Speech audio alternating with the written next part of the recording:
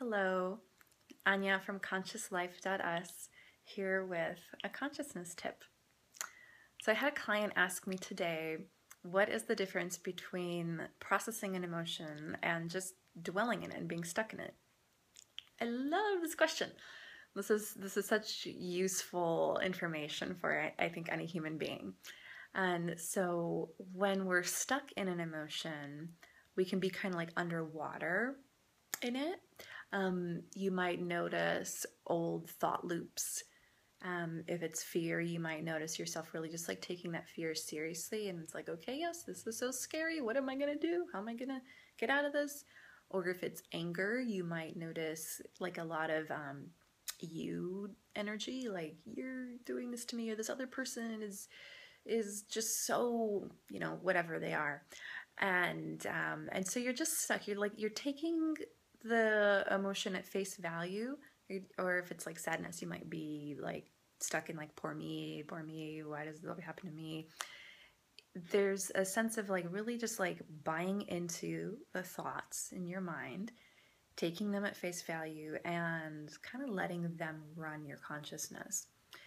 And so when we process an emotion, we're not like pushing away the reality, but we're not getting sucked into the emotion and all of the thoughts associated. One tool that I like to use is compartmentalizing a little bit. So being connected to your big picture consciousness and working with the part that's feeling the intense emotion as a part. It's a part of you. Because this is the truth. It's not like your whole consciousness is sadness or is anger or fear. There's a part of you that is getting triggered. And so I can sometimes just feel into like, okay, there's this part of me, the scared part. Or I might sometimes think of it as like an age. Like I'll check in like, I'm having this feeling of like maybe not enoughness or something like that. And like, how old does that feel? Like, that kind of feels maybe like 8 years old. Maybe when like I was getting some kind of messages in school or something like that. So when we can link these emotions back to an age, that's a nice way to work with it as a part. We can also work with it as like my masculine part or my feminine part. We can work with those sides. And so basically when we relate to an experience that we're having as a part of consciousness, it's easier to observe. It's easier to stay in that big picture consciousness. When you're staying in that big picture consciousness, you are staying connected to the truth of your full self.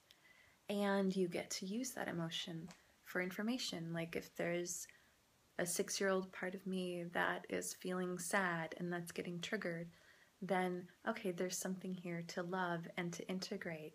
And I can work with that. I can listen to her. I can have a dialogue with her. I can let her know, oh, honey, I love you, and this is how it is right now.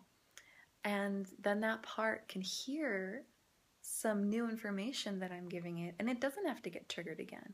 This is how healing happens. These emotions, oftentimes you might have noticed, like, well, I've got a sadness thing, or this other person has an anger thing. It's like this wound will just keep coming up again and again until it actually gets dissolved by love fully.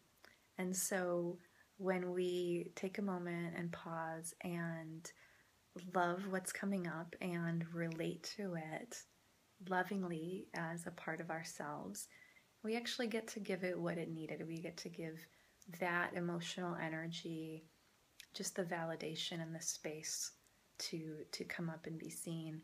And then it gets to actually dissolve. Just try this at home and see how well it works. Like you sit with the experience, you love it, you stay in your big picture consciousness because that helps you lovingly sit with it and not get pulled underwater with it. And then slowly you're going to notice that you're not getting so triggered and you're not getting so overwhelmed, and it gets easier and easier to just like love these little parts of ourselves as they come up and integrate them into our beings, and then go on with the rest of our amazing lives. Thanks for listening.